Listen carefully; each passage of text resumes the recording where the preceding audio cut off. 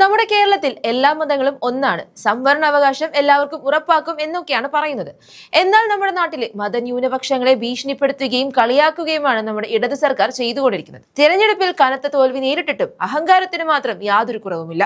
സ്വന്തം തെറ്റുകൾ മനസ്സിലാക്കാതെ തികച്ചും ധാർഷ്ട്യം നിറഞ്ഞ പെരുമാറ്റത്തോടെയാണ് ഇപ്പോഴും സർക്കാർ മുന്നോട്ട് പോകുന്നതെങ്കിൽ വരുന്ന നിയമസഭാ തിരഞ്ഞെടുപ്പിന്റെ കാര്യത്തിലും തീരുമാനമാകും. കേരളത്തിലെ 50% വരുന്ന മുസ്ലിം ക്രിസ്ത്യൻ വോട്ടുകൾ ഇപ്പോൾ തന്നെ സർക്കാരായിട്ട് കളഞ്ഞിട്ടുണ്ട്. പറഞ്ഞു വരുന്നത് JB കോശി കമ്മീഷനെ കുറിച്ചാണ്. കഴിഞ്ഞ ദിവസം JB കോശി കമ്മീഷനെ കുറിച്ച് പിണറായി വിജയൻ ഒരു ഫേസ്ബുക്ക് പോസ്റ്റ് ഇട്ടിരുന്നു. കേരളത്തിലെ ക്രൈസ്തവ ന്യൂനപക്ഷം വെറും പോഴരാണെന്ന മട്ടിലാണ് മുഖ്യൻ പോസ്റ്റ് ഇട്ടതും ഈ വിഷയത്തെക്കുറിച്ച് വാർത്താ സമ്മേളനത്തിൽ പറഞ്ഞതും. എന്നാൽ ഈ കമന്റ് സംസ്ഥാനത്തെ എല്ലാ ക്രൈസ്തവരെയും രോഷാകുലരാക്കിയിരിക്കുകയാണ്. ഇപ്പോൾ ക്രൈസ്തവരാകെ മുഖ്യനെതിരെയാണ്. മുഖ്യമന്ത്രി പിണറായി വിജയനെ നിശിതമായി വിമർശിച്ചുകൊണ്ട് കത്തോലിക്ക സഭയുടെ മുഖപത്രമായ ദീപികയിൽ വന്ന മുഖപ്രസംഗമാണ് ഇപ്പോൾ ചർച്ചാ വിഷയമായിരിക്കുന്നത്. സംസ്ഥാനത്തെ ക്രൈസ്തവരുടെ വിദ്യാഭ്യാസ, സാമ്പത്തിക പിന്നാക്കാവസ്ഥ, ക്ഷേമം എന്നിവ സംബന്ധിച്ച കാര്യങ്ങൾ പഠിച്ച് 2023 മെയ് 17 സമർപ്പിച്ച റിപ്പോർട്ട് പുറത്തുവിടണമെന്നും നടപ്പാക്കണമെന്നും ആവശ്യപ്പെടാൻ തുടങ്ങിയിട്ട് 2.5 വർഷത്തിലേറെയായി. എന്നാൽ സർക്കാർ അനങ്ങിയിട്ടില്ല. റിപ്പോർട്ടിലെ ശുപാർശകളിലേറെയും നടപ്പാക്കി കഴിഞ്ഞു.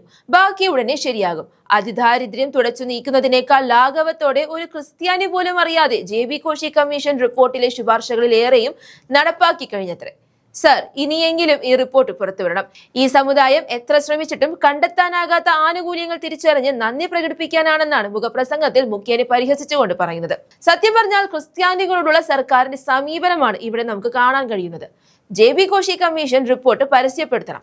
അനാവശ്യ ദുരൂഹത സൃഷ്ടിക്കാതെ സർക്കാർ ഇരുട്ടിൽ നിന്ന് മാറി നിൽക്കണം.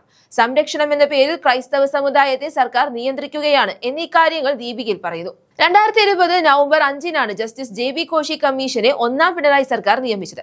2023 മെയ്യിൽ 2ാം പിണറായി സർക്കാരിന് കമ്മീഷൻ റിപ്പോർട്ട് സമർപ്പിച്ചു. അതിൽ നിന്ന് സർക്കാർ ക്രോഡീകരിച്ച ഉപശുപാർശകൾ ഉൾപ്പെടെയുള്ള 328 ശുപാർശകളിൽ 220 ശുപാർശകളും പൂർണ്ണമായും നടപ്പാക്കിയെന്നാണ് മുഖ്യമന്ത്രിയുടെ വാദം.